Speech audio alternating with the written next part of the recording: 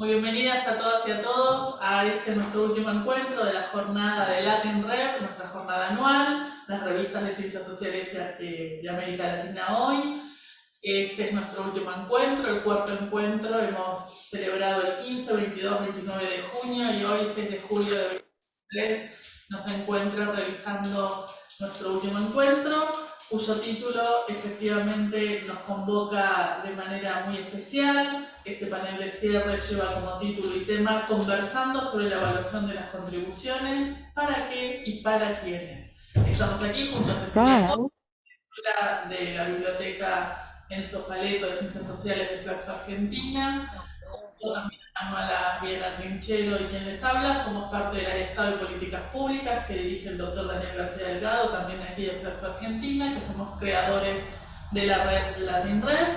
Y este año, esta cuarta jornada, esta séptima jornada, las estamos organizando con Flaxo México y les extendemos el saludo afectuoso de Monserrat, con quienes hemos organizado estas séptimas jornadas de la red. Sin más, quisiéramos dar lugar a la presentación de nuestros expositores, muy especiales, por cierto, panel de cierre. Ellos son Luis Ernesto Paz. Paso a presentarlo muy brevemente, si no necesita presentación, lo hacemos a efectos formales. Luis Ernesto Paz Enrique es licenciado en Ciencias de la Información, maestro en Docencia para la Educación Superior, especialidad de Filosofía y doctor en Ciencias Sociológicas.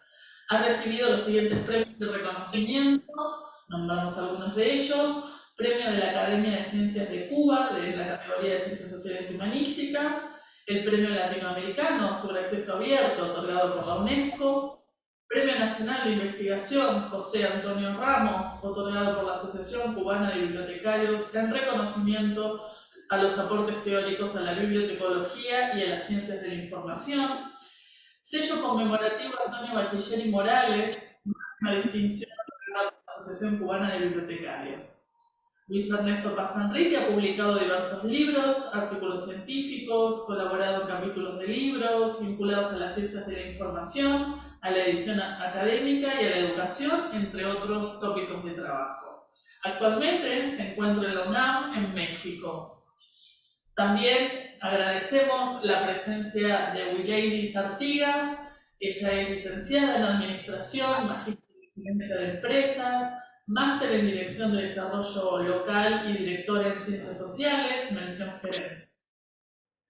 Actualmente está dedicada a la consultoría de revistas académicas para el proceso de indexación y cumplimiento de estándares internacionales, entre otras asesorías. Se destaca la Vallejo y Universidad Andina de Cusco, en Perú, y también la de la Universidad Oscar Rivas de Angola.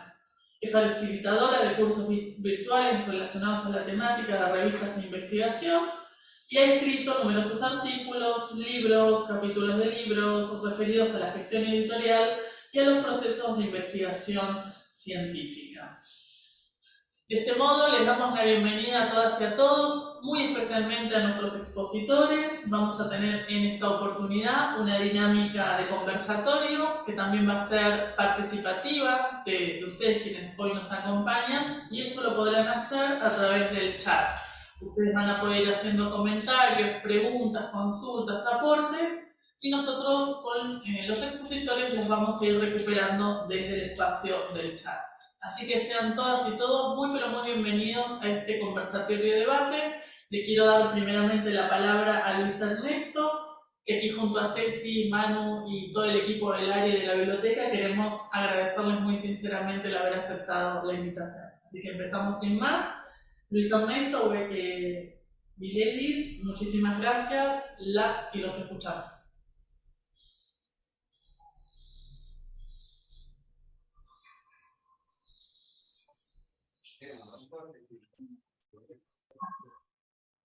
Mandaría volver a intentarlo y en el caso de que no solicite, se comunique y lo.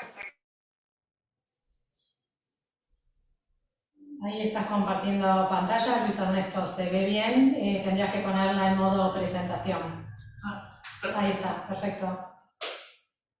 Sí, bueno, ante todo creo que las gracias a ustedes por la invitación y por la importante labor que realizan, sobre todo en las revistas científicas de América Latina. Y creo que, sin temor a equivocarme, este espacio puede ser un espacio muy multidisciplinario de intercambio y que puede favorecer precisamente los procesos de comunicación científica y sobre todo de la calidad de las revistas científicas en la región. Entonces, agradecer a la 7ª jornada de Latin Rev y también agradecer a la colega Wileidy Artigas, con quien he compartido en muchos otros espacios, sobre todo en proyectos editoriales, y que por lo tanto es un placer también contar con su presencia en este panel de cierre, que lleva precisamente por título Conversando sobre la evaluación de las contribuciones, ¿para qué y para quiénes? Debo comentar que esta presentación, esta breve presentación, tiene como objetivo presentar algunos puntos que interfieren precisamente en la evaluación de las contribuciones, sobre todo y enfocado principalmente en las revistas científicas, y que por lo tanto estos puntos pudieran constituir elementos a debatir una vez culminada, digamos, tal vez esta presentación, y que por lo tanto pudiera ser el punto de partida para comentar algunos aspectos que intervienen precisamente en la evaluación de las contribuciones, sobre todo aquellas que se postulan a las revistas científicas, pero que sin embargo no sería excluyente de esta fuente de información. Entonces, en primer lugar, creo que se impone ubicar en un contexto histórico concreto donde surge la evaluación de las contribuciones y sobre todo lo que conocemos actualmente como la revisión por pares, y que es precisamente a partir de los medios de socialización de la ciencia moderno, específicamente en las revistas científicas y con el principal antecedente del siglo XVII, donde surgen las dos primeras revistas científicas, la Journal des Savants y Philosophical Transactions de la Royal Society en Inglaterra, y bueno, la primera en Francia. Estas dos revistas científicas son las primeras que van a asumir un modelo, digamos, de contrastar estos resultados de investigación con expertos en determinadas temáticas, y que por lo tanto constituyera un criterio de calidad de las fuentes que se socializaban en estas revistas científicas, y sobre todo a partir de los hallazgos en el ámbito de la investigación. Anterior a estas revistas existían medios conocidos como las hojas informativas. Estas hojas informativas que eran una especie de, digamos, de diarios o de fuentes de información de tipo de carácter informativo no científico, donde se exponían o socializaban algún tipo de hallazgo en materia de la ciencia. Sin embargo, no estaban expuestos a la revisión o a la evaluación de otros expertos, más bien eran una especie de opiniones personales de algunos investigadores o de algunos científicos que le hacían llegar estos hallazgos a, digamos, una comunidad mayor a través de estos medios conocidos como las hojas informativas. Entonces, no es hasta la revolución científico-técnica de los siglos XVI y XVII que da origen a la ciencia moderna, y es la que propicia los procesos de institucionalización y profesionalización de la ciencia, y es precisamente donde se comienzan a asumir este tipo de modelos de evaluación, sobre todo a través de la consulta de expertos. Las revistas médicas son las que van a llevar la delantera en este sentido, y sobre todo se van a desarrollar en América del Norte, en Estados Unidos y también en Europa. Digamos, el impulso mayor que tuvieron las revistas científicas o las publicaciones seriadas y científicas fue a partir de la segunda revolución de la información, que esta segunda revolución de la información tiene lugar a partir de la Segunda Guerra Mundial, donde además del conflicto bélico se va a desatar una competencia desenfrenada por socializar de forma rápida hallazgos científicos, y sobre todo se van a desarrollar las áreas de la cartografía, la matemática, la antropología, también la física, y todo ello como parte precisamente del conflicto bélico y todo el desarrollo tecnológico que trae consigo, que no es más que poder desarrollar la ciencia para aplicarlo a el conflicto. Entonces también aquí va a surgir la teoría de la información, que esta teoría es la que va a dar pie a la conocida ciencia de la información en singular, y que no es más que una de las disciplinas que conforman las ciencias de la información, y es la que va a estar orientada precisamente a analizar las fuentes de información y sobre todo la información científica que principalmente se socializa en revistas. Por lo tanto, esto es lo que va a favorecer que uno de los hitos más importantes y ya donde se estandariza esta evaluación por pares o esta evaluación de las contribuciones académicas es en torno al desarrollo de la bibliometría a partir de que en 1960 se funda el Instituto para la Información Científica bajo las siglas ISI, o sea, en sus siglas en inglés, Institute for Scientific Information, en Filadelfia, y que luego se denomina Thomson Reuters, actualmente propiedad de Clarivate Analytics. Luego de esto se crea en 1964 lo que sería el Science Citation Index, que sería la primera base de datos que va a indizar artículos en todas las áreas del conocimiento y sus referencias bibliográficas. Ambos proyectos fueron liderados por el químico norteamericano Eugene Garfield, y estas dos instituciones son las que van a promover entonces el desarrollo de indicadores bibliométricos y de las disciplinas de visualización de la información. Por lo tanto, es a partir de aquí que la revisión por pares comienza a ser un criterio a considerarse, sobre todo en cuestiones de calidad de las publicaciones científicas. Y bueno, con el surgimiento de esta base de datos en 1960, prácticamente todo lo que conocemos en el ámbito de la ciencia de hoy proviene precisamente de la creación de esta fuente de información. Esto ha creado también una especie de hegemonía, que es la conocida como la hegemonía de las bases de datos de corriente principal, a la que luego se le suma Scopus con supuestamente o con una pretendida variedad en cuanto a temáticas e idioma, y es lo que va a estar determinando la calidad y sobre todo las políticas editoriales de las revistas científicas, que van a favorecer este tipo de indicadores para entonces posicionarse en esas bases de datos de corriente principal. Y entonces a partir de ahí surgen las diversas tipologías en torno a la revisión por pares. Sobre todo dentro de las últimas está la que sería la revisión abierta y la revisión por pares más transparente, y que se va a enfocar precisamente a la perspectiva, o se va a incluir a la perspectiva de la ciencia abierta. Y bueno, que estas dos tipologías sobre la revisión por pares ha recibido varias críticas.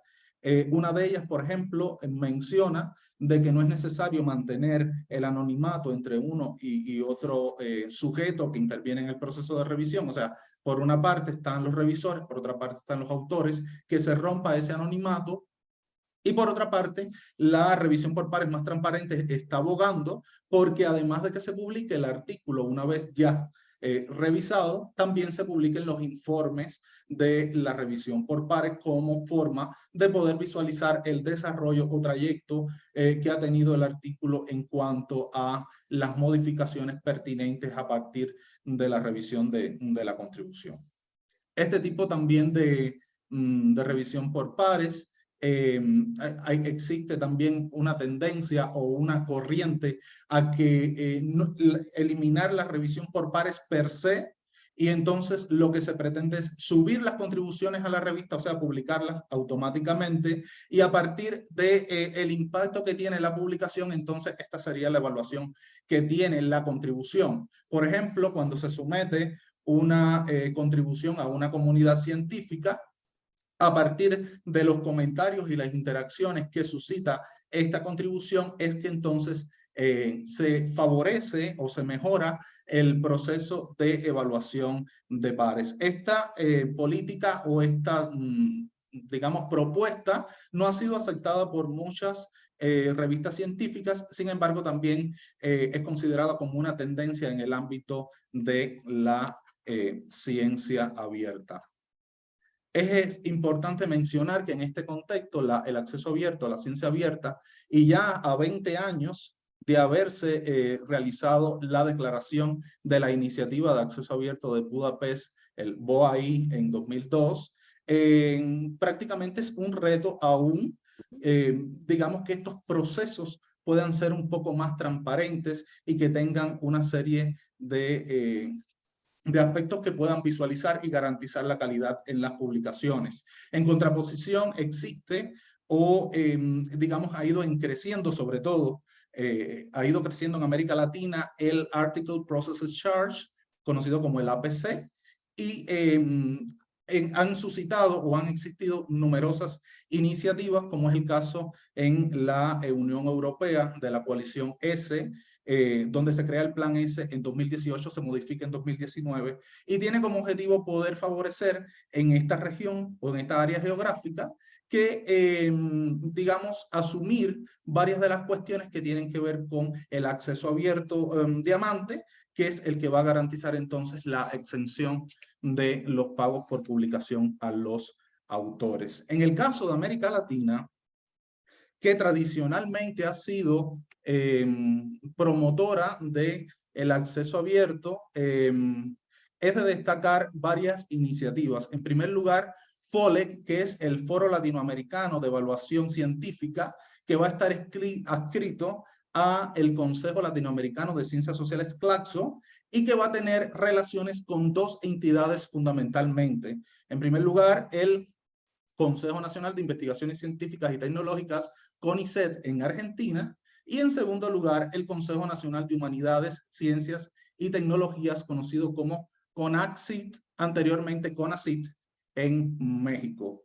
Debo decir que FOLEC, dentro de las principales cuestiones que plantea, está la especialización o la creación de una carrera académica o de una licenciatura, por decirlo de alguna forma, pero sería una especialización más bien en el ámbito de la actividad editorial académica, y donde precisamente la revisión de las contribuciones va a constituir un eje principal, sobre todo favoreciendo las iniciativas de acceso abierto al conocimiento. Además, existen de esta iniciativa, existen dos que en estos momentos están celebrando sus aniversarios. En primer lugar, el 20 aniversario de Redalic de la Universidad Autónoma del Estado de México, y la base de datos SCielo, que está celebrando 25 años y que, bueno, tiene su iniciativa, fue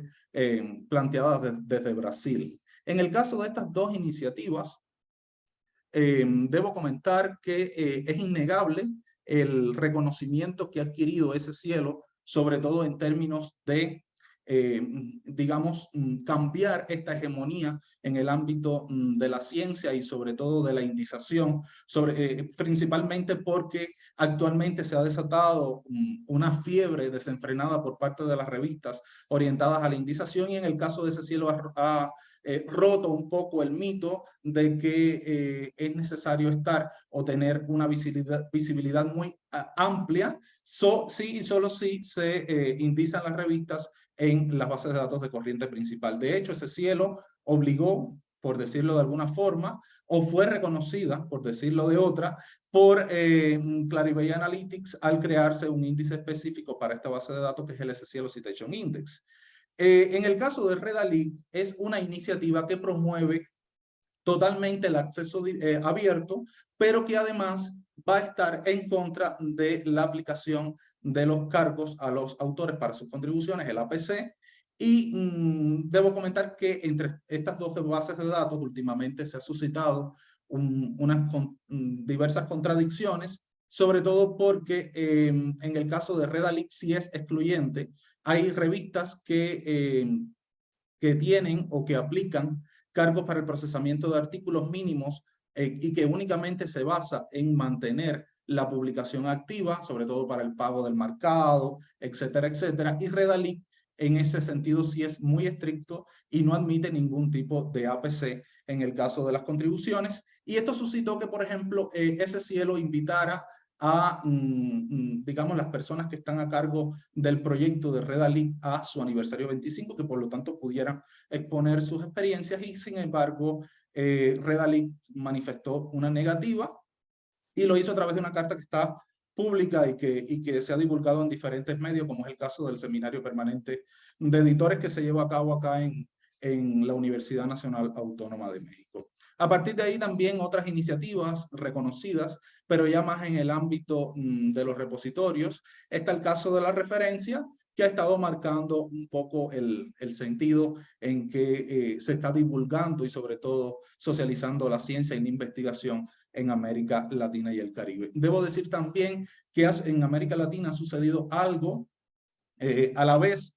Yo creo que lo que está sucediendo a nivel global es un reajuste en torno al acceso abierto y al APC. Europa, que tradicionalmente dependía de entidades privadas y que estaba habituada a realizar pagos para el procesamiento de sus artículos, actualmente está asumiendo políticas en torno al acceso abierto y libres de APC, pero en el caso de América Latina se está observando de que era una región que tradicionalmente ya tenía incorporado estos aspectos, sobre todo del pago del procesamiento de artículos, cosa que prácticamente no existía, y en los últimos años se ha incrementado vertiginosamente este aspecto, y creo que lo que está sucediendo, además del reajuste entre una u otra región, es que se va a cambiar o se va a estar cambiando el pago por suscripción que existía anteriormente y que era el que garantizaba el canje a nivel internacional y que las universidades adquirieran las revistas y tuvieran acceso a la revista. Se está cambiando por el pago, por el modelo de pago de publicación por artículo, y que muchas veces no garantiza la calidad de las contribuciones, más allá de que lo que importa o lo que interesa fundamentalmente es precisamente este pago, más allá de la calidad de las contribuciones. Entonces, a partir de ahí, y no quiero dejar pasar la oportunidad sin promocionar este texto, Actividad Editorial y Socialización de la Ciencia, que esta segunda edición del texto que pude llevar a cabo en 2022, aborda todas estas cuestiones y también los instrumentos de evaluación de las contribuciones, sobre todo los indicadores principales que tienen relación con la forma y el contenido del manuscrito. Y actualmente ha sido una tendencia en la revista, sobre todo de América Latina y el Caribe, que estos instrumentos de evaluación que son elaborados por los editores que trabajan en esas revistas se enfocan más en favorecer el posicionamiento de las publicaciones en esta base de datos de corriente principal y que tienen características propias específicas, más allá que de la calidad de las contribuciones y el impacto que puede tener precisamente en la región.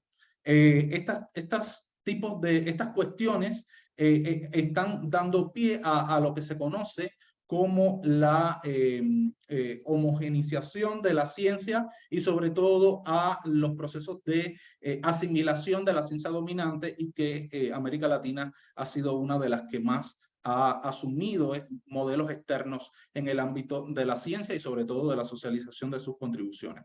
Entonces, los indicadores principales de la revisión de las contribuciones en las revistas van a estar enfocados más en el posicionamiento de estas que en el impacto que puede generar en la región, como por ejemplo muchas investigaciones actualmente están siendo rechazadas porque son demasiado locales, y también muchas publicaciones están asumiendo el idioma inglés como el idioma principal para la socialización de sus resultados. Sin embargo, es de reconocer que este punto o este enfoque globalizador de la ciencia también afecta a universidades o centros de investigación, revistas que se llaman multiculturales. Y sin embargo, hasta el momento, hasta la fecha, no he podido consultar una revista de texto completo que precisamente tenga o que esté redactada en idioma principal de esas comunidades originarias, como pueden ser el idioma náhuatl acá en México. Entonces, todas esas cuestiones van a estar enfocadas o van a estar determinando las dinámicas de la revisión de las contribuciones, además de que la revisión por pares no es infalible.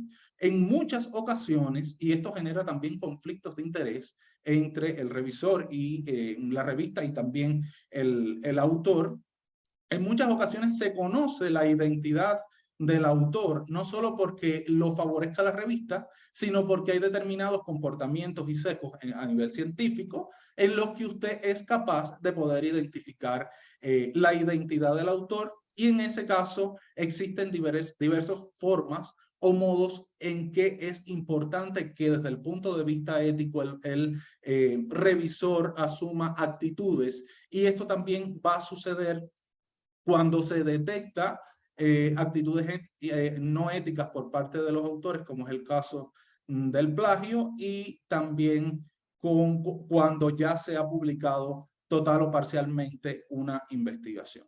Entonces, estos son algunos puntos, algunos elementos que van a estar influyendo en la revisión de las contribuciones. Evidentemente se quedan muchos, sobre todo en lo relacionado con las dinámicas internas que suceden en la revisión de las contribuciones, y que los que hemos sido revisores conocemos, y también podemos identificar algunas contradicciones que se establecen en este proceso, y que puede, por lo tanto, favorecer actitudes no éticas en el ámbito de la socialización del conocimiento. Entonces, a partir de estos puntos, yo creo que son factibles para iniciar un debate en relación a precisamente a la revisión de las contribuciones desde un punto de vista multidisciplinar, y también desde los enfoques que pueden incidir en este proceso intelectual, que es el que diferencia a las revistas científicas o al material científico técnico del resto de los materiales. Entonces, con esta presentación me despido y espero que sea factible y que pueda generar un debate en torno a estas cuestiones de revisión del material científico. Les agradezco por su atención y quedo atento a las interrogantes. Muchas gracias. Bueno, muchas gracias Luis Ernesto, muy interesante tener estos lineamientos que nos has brindado como para iniciar un intercambio, y tenemos a la colega también Wilady Artigas que te acompaña en este conversatorio como para ir tomando algunas preguntas. Está la gente muy tímida en la mañana de hoy, todavía no han dejado comentarios o consultas sobre el tema a través del chat, pero les invitamos a que lo hagan con confianza y como para poder despejar cualquier inquietud que este tema, que es tan álgido, nos despierte en la gestión de las revistas. Bueno, ya hay una de la colega Linet Salvo de Chile que consulta: el impacto se mide por las citas. ¿Propone alguna forma de cuantificar ese impacto? Pues si gustan, comienzo comentando esta interrogante. O sea, según la bibliometría tradicional, el impacto es equivalente a citas. A mayor cantidad de citas, mayor impacto. De hecho, el primer indicador bibliométrico que se utiliza a partir de la creación del Institute for Scientific Information es precisamente el factor de impacto, y es el que va a garantizar de que las revistas sean incluidas en esta lista de revistas que generan impacto y por lo tanto reciben mayor cantidad de citas. Sin embargo, existen dos cuestiones que pudieran refutar esta noción de impacto. En primer lugar, que no todas las citas que se le hacen a un trabajo son positivas. Y esto sucede fundamentalmente en las ciencias sociales y humanísticas, donde existen determinados criterios que se contraponen, teorías contrapuestas, concepciones que no están en la misma corriente, y por lo tanto usted puede citar al autor no para reconocer su obra de forma positiva, sino puede citar al autor para refutar sus ideas. Sin embargo, hasta el momento no existe un control de las citas negativas, y esto constituye un tipo de falacia conocida como falacia perecundia, que significa asumir de que todas las citas son necesariamente positivas, que es lo que sucede con la bibliometría tradicional, que asume todas las citas que recibe un autor o un artículo como positivas, y que no necesariamente significa impacto positivo, sino también puede ser negativo. Y lo segundo es que no es lo mismo cantidad de citas con calidad.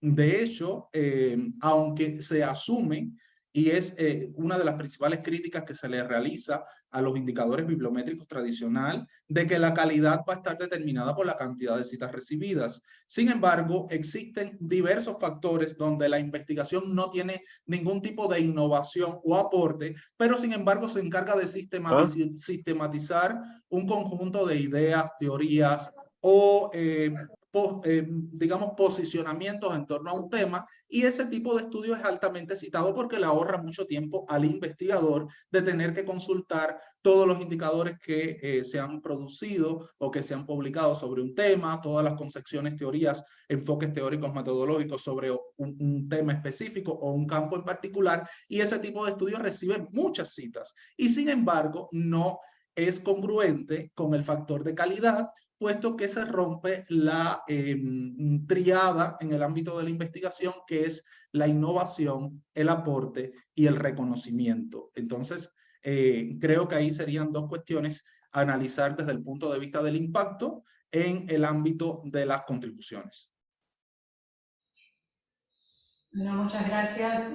Yo quería hacerles una pregunta porque, bueno, en varios pasajes de tu exposición inicial mencionaste la palabra transparencia y por qué considerabas que la evaluación por pares abierta es más transparente respecto a otros métodos que habitualmente aplicamos en nuestras revistas en esa instancia. ¿Puedo terminar de comentar, María Cecilia, la pregunta del impacto para Sí, luego conversar sobre la transparencia? Gracias, Line, por la pregunta. Fíjate que esto es un tema bastante polémico porque tenemos declaraciones pues, en los últimos años que están buscando o tratando de crear nuevas formas de evaluación de la calidad de la ciencia, ¿no? Digamos, ahí la declaración de Dora, por ejemplo, habla de que no podemos dejarnos llevar por el factor de impacto debido a tantas imprecisiones o errores que este factor de impacto tiene, ¿no? Sin embargo, a la fecha es la única forma que tenemos de evaluación. Es decir, se han dado otras iniciativas, se ha buscado otra forma, pero no hemos llegado a una fórmula, digamos, concreta de tener otra medida establecida, ¿no? Porque las medidas son bastante, vamos a decir, subjetivas, ¿no? Por ejemplo, tenemos ahora el avance de las métricas alternativas, en donde nos dan algunos indicios sobre, pues, uso de los documentos en redes sociales o menciones de los documentos, etcétera, pero no tenemos como hasta ahora una medida, digamos, que nos dé una comparativa como para decir que existe otra forma de cuantificar el impacto de las revistas, ¿no? Porque hay una gran discusión donde se dice, bueno, lo que pasa es que el factor de impacto pues evalúa es calidad de revistas, no calidad de documentos. Y terminamos diciendo que los documentos que están en esa revista, que tienen un factor de impacto específico, se supone que son buenos porque la revista tiene factor de impacto, pero la realidad es que puede ser que ese documento que esté en esa revista nunca ha sido citado, ¿verdad? Sin embargo, estamos valorándolo en función de ese promedio de citas que tiene esa revista, ¿no? Entonces, bueno, sería como una tarea que tenemos los editores actualmente y las redes que involucran editores, como el caso de Latin Red, de preguntarnos, pues, ¿qué otra forma sería factible, digamos, para evaluar ese impacto, ¿no? ¿De qué otra manera? Porque discutían muchas veces acerca de, bueno, es que cada artículo se debe evaluar por separado, pero tendríamos que tener un ejército de revisores, ¿no? Un ejército de evaluadores, que además sabemos que la evaluación tiene cierta subjetividad porque somos seres humanos. Entonces caeríamos en lo mismo de que, bueno, ¿quién evalúa a quién y para qué, no? Sería esa pregunta, ¿no? Porque también entran los conflictos de interés, todo este problema que se relaciona. Y entonces seguimos todavía buscando y discutiendo acerca de qué otra forma establecer la calidad, porque incluso, y les comento, tenemos revistas en América Latina y yo creo que es nuestro deber y nuestra obligación seguir trabajando en el crecimiento de las revistas de América Latina. Tenemos revistas en América Latina que no están en Scopus, que no están en WOS, pero que son muy buenas y tienen procesos muy buenos. Es decir, no necesariamente estar en estos índices establece que son las únicas revistas que puedan tener procesos de calidad, ¿no? Ya incluso hay revistas, lo hemos visto, que no están interesadas en ingresar en estos índices, pero que llevan a cabo procesos realmente de calidad. Entonces yo hace algunos años me he vuelto así como defensora de las revistas latinoamericanas, porque tenemos que seguir trabajando en el crecimiento de las mismas, en la profesionalización editorial, en la búsqueda de nuevas formas de evaluación, pero seguimos trabajando en eso, ¿no? Esperamos que llegue algún momento en el que logremos pues avanzar en eso, ¿no? Y en cuanto a la transparencia, antes de que Luis Ernesto pues dé su opinión, ciertamente pues se dice que la evaluación por pares abierta es más transparente, otorga como más, sí, digamos, deja ver quién fue el revisor, cuáles fueron los comentarios, incluso de esos informes de revisiones aprendemos como investigadores y aprenden pues los editores de otras revistas. Pero como siempre digo en mis cursos de evaluación por pares, teniendo 3 sistemas de evaluación por pares, la de pares ciegos, que es la que más conocemos y más utilizamos, la de par simple, que es donde el revisor sí sabe quién es el autor, pero el autor no sabe quién es el revisor, y la de revisión abierta, que es donde ambos conocen. Siento que en los últimos años la revisión por pares abiertas se ha puesto como de moda, es decir, sabemos que en ciencia hay cosas que se ponen de moda, ¿no? Pero en este tipo de revisión, aunque fuese más transparente, hay que tener mucho más cuidado con el tema de los conflictos de interés, el tema de las discusiones, el tema incluso de la revisión por parte de los editores de esas revisiones antes de publicarlas. ¿Por qué? Porque debemos tener cuidado, como diría Ignacio Aguadet, debemos cuidar siempre a nuestro cliente, que es el autor. Y si nosotros no tenemos cuidado de esos comentarios, sabemos que hay revisiones que tienen comentarios toscos, que tienen comentarios que llegan al límite de la falta de respeto. Entonces, estaríamos como también, pues, cruzando una línea de mostrar cosas que puedan afectar también el desempeño de esos autores, ¿no? Porque al final todos estamos aprendiendo, ¿no?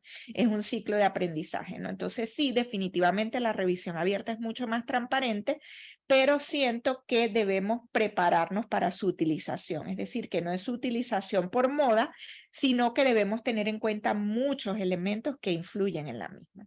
A ver si Luis Enrique me complementa pues con este tema de la transparencia. Sí, muchas gracias, colega. Coincido 100% en lo que comentas. Y bueno, antes de profundizar en la cuestión de la revisión abierta y la revisión por pares más transparente, creo que en relación a la defensa y digamos al reconocimiento de la labor que realizan las revistas científicas en América Latina y también en el Caribe, es precisamente proyectos como Latin Red, que están orientados a identificar este tipo de revistas y en este sentido garantizar procesos que sean también abiertos y que sean transparentes en el ámbito de la revisión, es que se suscitan espacios como estos que permiten también aumentar en calidad en este sentido. Y sobre las cuestiones de la revisión, como bien comentaba mi colega Wiladis, creo que la revisión abierta y que, como bien decía, se ha convertido en algo de moda, el hecho de que el autor y el revisor se conozcan, en un sentido, lo que garantiza estrictamente es que se evite el plagio. ¿Qué sucede con la revisión abierta? Que al contrario de la revisión tradicional, donde no se conoce ni el revisor ni el autor, en comunidades científicas muy específicas, donde el revisor puede tener acceso a algún tipo de hallazgo importante en el ámbito o en materia de la investigación, en muchas ocasiones lo que sucede es que rechaza su trabajo o le realiza críticas muy fuertes para que el autor desista de publicar ese trabajo, y entonces esas ideas son desarrolladas por los revisores. Esto es una actitud no ética que comúnmente sucede y que el autor inicial o el autor principal de la idea no publica, o sea, no le alcanza el tiempo para publicar su hallazgo y sin embargo el revisor roba su idea y la desarrolla de otra forma. Entonces, en ese caso, la revisión abierta lo que puede evitar es precisamente estos procesos de robo de las ideas, del plagio, y que las revisiones sean un poco más transparentes y sinceras. Sin embargo, muchos investigadores coinciden en que este tipo de revisión por lo general no es menos sincera en el sentido de que como se conocen ambos agentes que intervienen en el proceso de revisión, tanto el autor como el revisor, no es totalmente sincero el criterio del revisor por temor a represalias a sus criterios y que por lo tanto como esos criterios son prácticamente, son abiertos, o sea, se conoce a la persona, por lo tanto pueden negarse a criticar o a moderar el tono de la crítica con relación a un hallazgo específico sobre una contribución que esté revisada. Y sin embargo, la concepción sobre la revisión por pares más transparentes, lo que implica es que se publique tanto el artículo como el informe de los revisores. Claramente, los revisores ya no van a estar anónimos, sino que se va a visualizar el revisor. Y esto, digamos que tanto Science Direct como Elsevier actualmente están utilizando este modelo en 3 revistas científicas. Y esto es fundamentalmente para lograr reconocer de alguna forma el papel que tiene el revisor, puesto que la obra terminada no hubiese sido posible sin las contribuciones que el revisor o los comentarios que el revisor le hizo a esta contribución. Entonces, lo que va a buscar la revisión por pares más abierta es precisamente reconocer esta labor que tiene el revisor dentro del proceso de evaluación de las contribuciones y enriquecer los artículos publicados y la mejora de la experiencia lectora. De hecho, dentro de estas 3 experiencias que están llevando a cabo Elsevier y Science Direct en estas 3 revistas, se está publicando una versión inicial del manuscrito, ya la versión final y los informes de los revisores para que el lector pueda comparar cómo ha evolucionado esa contribución en torno a su evaluación y entonces que se visualice el proceso evolutivo de los resultados de la investigación. Entonces concuerdo totalmente con lo que menciona la colega y creo que sí deben cuidarse las limitaciones que tienen estos 2 enfoques para que sean efectivos, sobre todo en nuestras revistas científicas, y cuando digo nuestra me refiero a las revistas de América Latina y el Caribe. Gracias, Luis. Hay otra pregunta en el chat que dice, ¿no? Que si esta evaluación por pares abierta garantiza de cierta forma la objetividad, ¿no? Y yo ahí me atrevería a decir que la objetividad no se garantiza de ninguna forma, ¿no? Porque somos seres humanos, nuestras opiniones están condicionadas por nuestras creencias, valores, conocimientos previos, etcétera. Lo que se busca es que, como dice Luis, pues sean más claras, concretas, que a lo mejor ahora el revisor pues tiene mucho más cuidado en establecer pues claramente cuáles son los cambios que quisiera que el autor implementara, ¿no? Quizás más se hace pues que tanto el revisor como el autor tengan mucho más cuidado en eso que van a expresar porque es un documento que se va a usar para conocimiento, es decir, yo por ejemplo como autora puedo entrar y ver esa revisión y aprender cómo es que ese revisor da esas observaciones, el estilo que usa, cuáles son las recomendaciones más habituales, incluso para poner ejemplos en nuestras propias revistas y decir, por ejemplo, Luis Codina siempre señala que no es nuestro trabajo como revisor pedirle al autor que amplíe su trabajo de investigación. ¿Por qué? Porque nos estamos metiendo en otro, en otro campo, ¿no? Nuestro trabajo como revisores es decirle si eso que él presenta ahí es adecuado en función de la teoría y de la metodología que aplicó, que debemos conocerla, obviamente, porque por eso somos elegidos como pares evaluadores, y quizás podemos darle algunas sugerencias sobre algunos estudios que nosotros conocemos y que tratan sobre la temática, pero ya de ahí a decirle al autor, mira, tú tienes que ampliar el estudio, tienes que usar más muestras o tienes que volver a hacer la revisión bibliográfica, pues ya eso es otro tema, ¿no? Pero, ¿qué piensas de la objetividad, Luis? Cuéntanos. No, también coincido con que la objetividad es prácticamente imposible lograr, y sobre todo en estas cuestiones. Y, y yo creo que es común que suceda, y todos los que nos hemos desempeñado como editores y también revisores, nos ha sucedido que, incluyendo, aunque sea la forma de revisión sea de doble ciego, muchas veces se logra identificar la identidad de los autores o de las personas que están contribuyendo o que envían sus trabajos a postulación por parte de una revista. Y de hecho hay comportamientos que por la forma de escribir, por la temática que abordan, y esto sucede sobre todo con campos científicos que son muy especializados. O sea, ahí los pares prácticamente es imposible encontrarlos porque todos son colegas o se conocen, o han estado o han tenido proyectos de investigación de conjunto. Y también existe un comportamiento que es la autocitación. Y una vez que usted recibe un material y lo está revisando y usted observa más de una cita de un autor, ya se activa la alarma de que puede usted conocer la persona que está trabajando esa temática. Y si además usted corrobora que los artículos que están referenciados y citados tienen una relación directa con la temática que aborda el artículo, usted dice, bueno, ya se trata de esta persona. Y en ese caso, lo aconsejable para lograr mayor objetividad es escribir o dirigirse a la revista y rechazar esta posibilidad de revisión, puesto que la objetividad de aquí se ha perdido totalmente, y dependiendo y pudiera influir su interés personal en el resultado final de la evaluación. Entonces, este tipo de cuestiones, o sea, la objetividad dentro de la revisión es algo prácticamente imposible de conseguir. Y en el caso de la revisión abierta, lo que sucede es que, como el proceso es más claro y transparente, se conocen, ambos actores se conocen.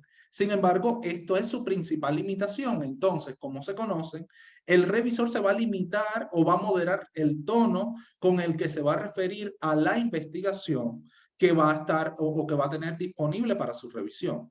Entonces, en cualquiera de los casos, en cualquier modalidad, la objetividad puede romperse por cualquier motivo, sobre todo porque al conocer o al estar dentro del campo, entonces se conocen o existen determinados comportamientos que no garantizan que el proceso sea objetivo 100%, aunque en muchos casos las experiencias sí son positivas porque no todo el tiempo usted está revisando trabajos de colegas que conoce. De hecho, es la minoría, pero sí puede romperse la objetividad en el proceso de la revisión por pares. Por lo tanto, coincido con mi colega, o sea, nunca se va a alcanzar de que el proceso sea 100% objetivo, y estas son cuestiones a las que nos enfrentamos los revisores de material académico. Sí, me permito entonces compartir mi presentación en donde hablo un poquito sobre este tema, ¿no? Fíjense que yo les traía así como algunos puntos o algunos tips específicos, ¿no? Y en el caso de esto, yo creo que es un tema bien polémico y tenemos que tenerlo en cuenta cuando a nosotros nos invitan a ser evaluador, porque yo siempre les digo, hay un momento en que debo decir cuándo debo negarme a revisar, es decir, cuándo yo como evaluador debo declinar esa evaluación, ¿no? Y fíjense que aquí hay algunos puntos entre los cuales pues está lo que hablaba Ernesto, de conocer al autor, tener una idea de quién es el autor, pero además, por ejemplo, si no tengo tiempo, o sea,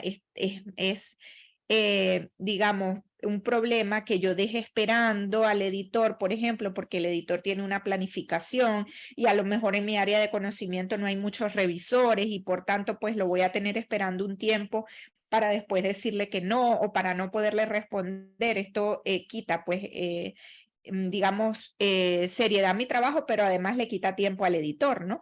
Si además no conozco del tema o tengo pocos elementos de conocimiento, figúrense que esto es lo más grave. ¿Por qué? Porque yo no puedo evaluar algo que no conozco, es decir, yo como revisor debo ser experto en esa área de conocimiento para poder dar una opinión, ¿no? Porque si no va a ser un poco sesgada. Igualmente, si conozco el área, pero no manejo el procedimiento metodológico que usó ese autor o nunca lo he trabajado, también mi revisión es como un poco sesgada, ¿no?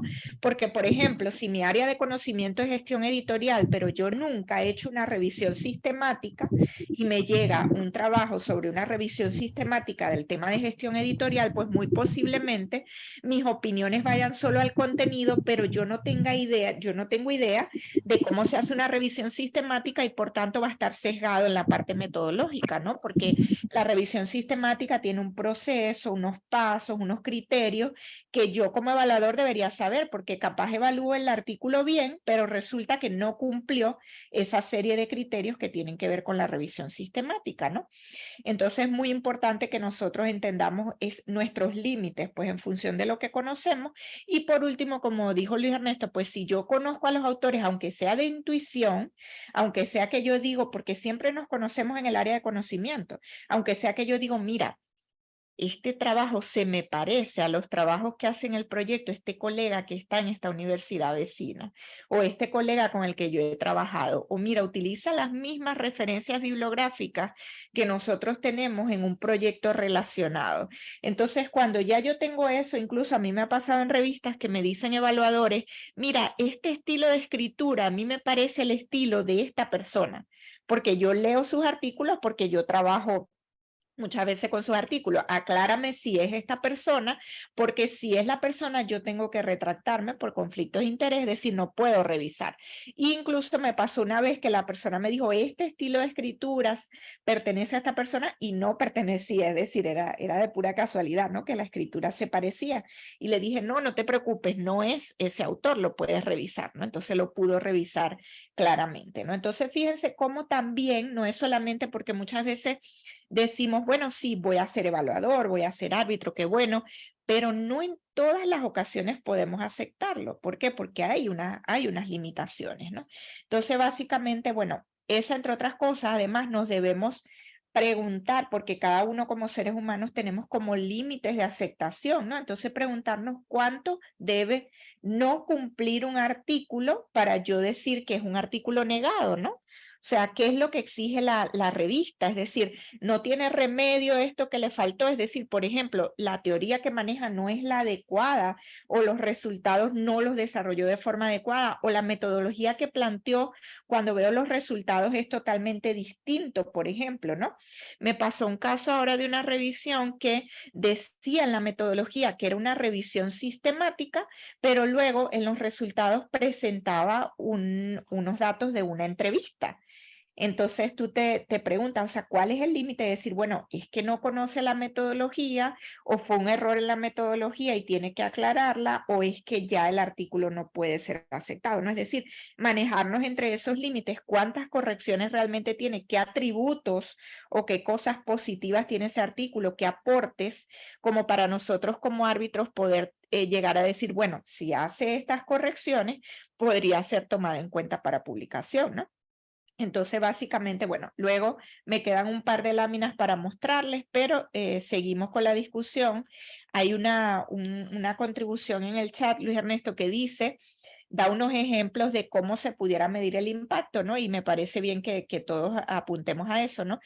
Fíjate que Marco señala, por ejemplo, el número de descargas de artículos, porque hay muchos artículos que son leídos pero no citados por diversas razones. Sin embargo, bueno, en ese caso, pues pueden haber 1000 descargas, ¿verdad? Pero digamos, si ese documento no fue utilizado en algún otro documento, yo creo que ahí tendríamos que ver de qué manera las descargas pues pudiesen significar una forma de que el artículo ha sido de impacto, ¿no?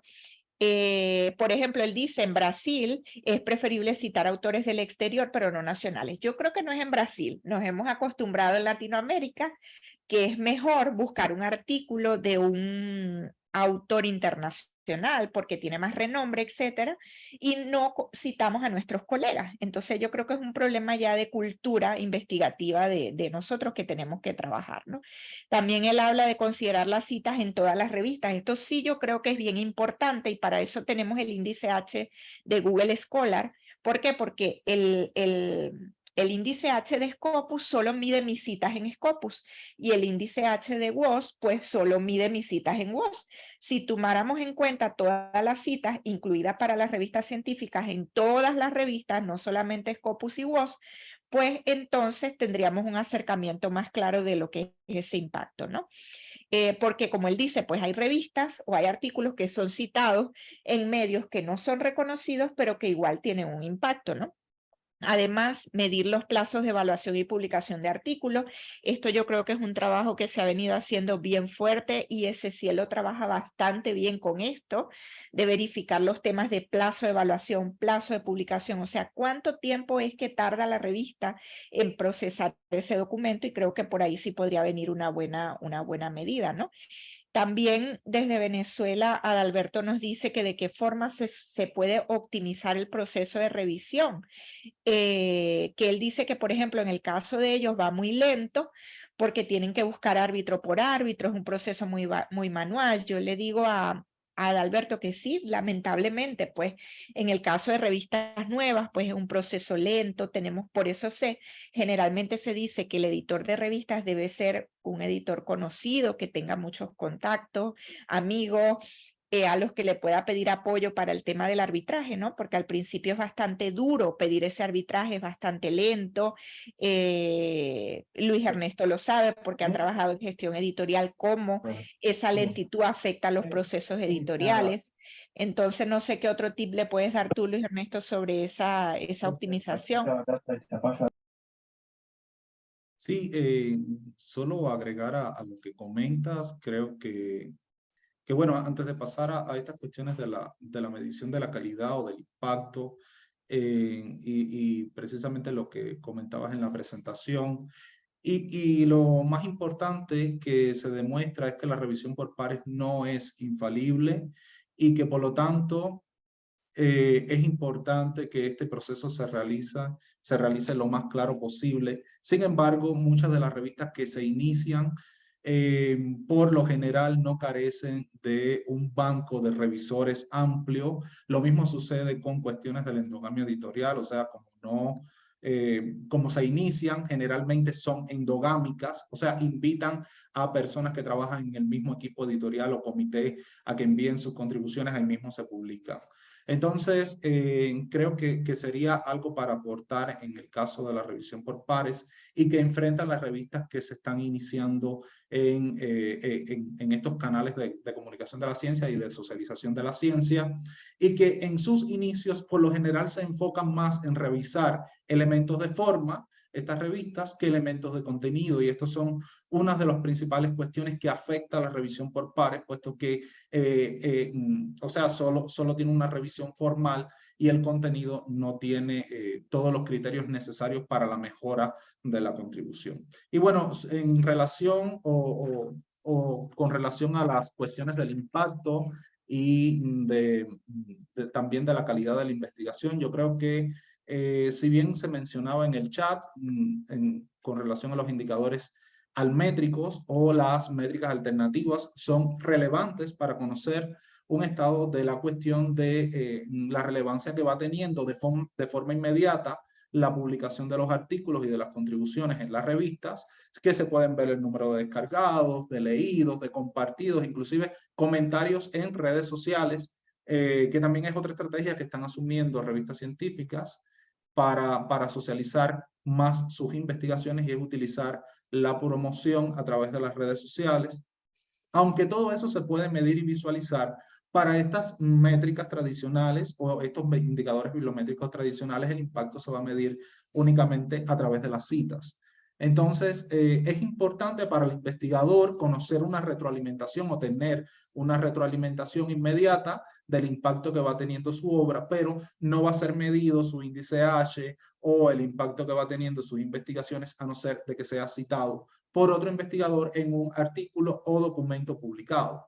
Y esto un poco que es lo que estamos tratando o el tema principal de lo que se está tratando, que es revertir esa forma hegemónica de construcción de la ciencia y que se basa precisamente únicamente en las citas que reciben las obras o las investigaciones, y que no necesariamente significan calidad. Entonces, también creo que es importante para este proceso y sobre todo para la revista, que como bien comentabas, tiene que ver con el uso o la visualización de estadísticas editoriales y que bueno, es algo que también trabajamos en WeLadies en una contribución y que tiene que ver precisamente con el tiempo en que se recibe el artículo, el tiempo en que se revisa, pero también otras cuestiones como la tasa de rechazo, los motivos del rechazo, en cuál de las modalidades quedaría la revisión, o sea, la decisión final sería publicable con modificaciones, rechazado. Entonces, todo ese tipo de estadísticas también hacen que el proceso sea más transparente para la revista de forma general. Y esto también puede dar un criterio de medida para los investigadores en seleccionar o no una publicación, puesto que, por ejemplo, la tasa de rechazo, que es uno de los indicadores más utilizados para evaluar la gestión editorial y la calidad editorial, va a ser mayor cuando la revista tiene un posicionamiento alto y también va a ser mayor cuando la revista, al tener este nivel de posicionamiento, va a tener un colchón editorial amplio y va a tener la posibilidad también de rechazar muchos trabajos y quedarse con solo aquellos que le representen potencialmente impacto, que serían cantidad de citas que recibiría por el artículo, y esto lo va a determinar fundamentalmente las cuestiones de contenido y el tipo de aporte que tengan estos artículos. Entonces, concuerdo plenamente con lo que comenta mi colega WeLadies y creo que efectivamente todas estas cuestiones pueden influir en visualizar la calidad del proceso de la gestión editorial y sobre todo tomar algún tipo de alternativa en contra o digamos algún tipo de alternativa que más allá de los indicadores bibliométricos tradicionales podamos medir el impacto que pueden tener las publicaciones, sobre todo en nuestro ámbito y contexto que específicamente son las revistas latinoamericanas. Fíjate, Luis, que Víctor dice, ¿puede considerarse que el proceso de evaluación doble ciego no es realmente, o sea, no es enteramente anónimo en la medida en que en el número publicado se publican, pues figuran los evaluadores o el comité evaluador de la revista? Realmente, bueno, sí, hay revistas que publican los evaluadores, algunas otras no los publican, pero aquellas que lo publican, pues ciertamente, pues yo puedo tener luego que publique una idea de quién me revisó, ¿no? Sin embargo, en el proceso propio, no, yo no supe quién me evaluó, ni el evaluador supo a quién evaluó, ¿no? Igual cuando se publica la revista, pues obviamente el evaluador va a saber de quién fue el documento que evaluó, ¿no? Y con respecto a los comités evaluadores, pues siempre cuando elegimos una revista, pues conocemos quiénes son los del comité editorial, quiénes son los que evalúan en primera instancia, es decir, eso sí lo vamos a conocer siempre, ¿no? No sé qué piensas tú de ese tema, Luis. Sí, yo creo que precisamente los comentarios van por ahí, de la supuesta, digamos, objetividad del proceso. Y bueno, lo que comentaba específicamente esta persona, creo que tiene toda relación con el tipo de la revisión por pares más transparente, y es donde ya se publican los informes de evaluación de las contribuciones. Sin embargo, esto no es una práctica generalizada. De hecho, apenas se está trabajando la revisión por pares más transparente como una alternativa o como una forma también de conocer cuál es el proceso que tuvo la contribución. Entonces yo creo que en el caso de las revistas que por lo general utilizan el doble ciego, lo que se está realizando es al final del último número del año, o si tienen publicación continua al final del año, lo que hacen es publicar un listado completo de los revisores que tuvieron durante ese periodo. Ese listado de revisores constituye una especie de reconocimiento o tal vez hasta de aval para el investigador y que pueda, por lo tanto, ubicarlo dentro de su currículum vitae o dentro de su experiencia como revisor en ese sentido. Sin embargo, este listado generalmente, o yo diría casi nunca, publica menciona los números o menciona el artículo que revisó, en el que participó como revisor. Entonces, aún ahí se sigue manteniendo el anonimato, puesto que mencionar de que existieron revisores de la revista en el año que culmina no es una información que, más allá de reconocer al investigador, dé información confidencial sobre los artículos que revisó y por lo tanto no es del todo abierto. Entonces creo que específicamente eso sería lo que estaría comentando este participante y bueno, te agradezco a ti por Sí, ceder. fíjate Sí. que también nos dice, nos vuelve a preguntar Víctor y nos dice, ¿no? Que qué pasa cuando esas evaluaciones son disímiles totalmente, y lo hemos encontrado muchas veces en revistas, en las evaluaciones de libro, que un árbitro nos dice modificaciones ligeras, incluso un árbitro nos dice sin modificaciones, ¿verdad? Y resulta que otro árbitro nos dice que hay modificaciones sustanciales o modificaciones muy graves, que cómo se procede en esas situaciones. Y yo digo que ese es el agua en el que nos manejamos los editores, ¿no? Del tema de, digamos, hacer confluir un conjunto de opiniones que muchas veces son totalmente opuestas, pero que tenemos que lograrlas en beneficio de que el trabajo sea mucho mejor, ¿no? Que es la idea de la revisión por pares. Entonces, claro, el problema sería que uno fuese ligeras modificaciones y el otro no publicable, ¿no? Ahí sí digo yo, bueno, tengo que buscar una tercera, cuarta evaluación para ver otras opiniones. Pero cuando alguno dice ligeras modificaciones y otras modificaciones sustanciales, pues obviamente el autor ha sido bendecido en tener pues opiniones diversas, pero además en tener una forma de mejorar el trabajo, pues a través de esas opiniones. Porque me ha pasado también que muchos autores no aceptan las correcciones y yo digo, mira, si tú quieres dedicarte a la carrera de investigación, una de las cosas a las que te tienes que acostumbrar es a que te revisen. Y al contrario, es un beneficio para ti, para tu trabajo, que otra persona mire lo que tú a lo mejor ya estás sesgado mirando, ¿no? Y te dé algunas otras opiniones que te permitan potenciar ese trabajo para que se muestre de una mejor manera, ¿no? Igual más adelante nos dice Lisel, que nos dice, frente a la situación de dictámenes opuestos, uno que acepta la publicación sujeta a consideración y otro que sugiere su rechazo, frecuentemente se dirime la publicación del artículo mediante la consulta de un tercero, que es lo que yo les decía.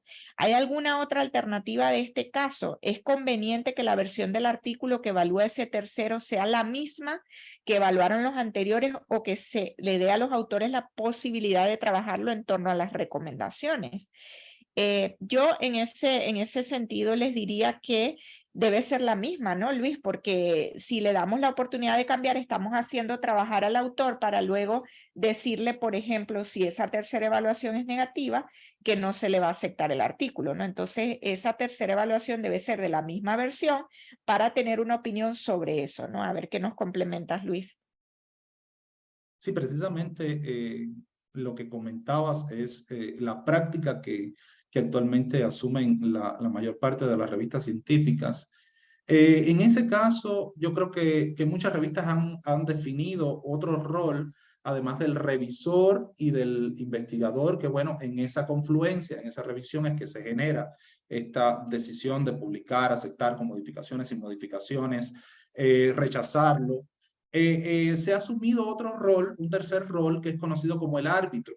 El árbitro es el que va entonces a definir cuando hay criterios divergentes entre dos revisores, el que va a definir la situación de la postulación de esta contribución, y el árbitro va a mencionar, atendiendo en cuenta digamos, a su criterio y al resultado final de la contribución, es el que va a decir, bueno, se va a publicar, no se va a publicar. Y si se acepta publicar, entonces se van a tomar el criterio de los demás revisores para mejorar la calidad de la contribución. Pero sí es cierto y es muy frecuente que suceda de que existan criterios divergentes, sobre todo muy contrapuestos, en cuanto a la aceptación o rechazo de una contribución, y es por eso que es importante que las revistas tengan una cartera de árbitros amplia, que entonces se le pueda llamar a este tercero que pueda entonces decidir sobre la aceptación de la contribución. Entonces, creo que en ese sentido hay una pregunta de Linet Salvo de Chile, que comenta: invitar a doctorandos es una práctica que se ha hecho común dada la escasez de examinadores. Sin embargo, ¿qué hay de validez de su revisión si no han liderado procesos de investigación?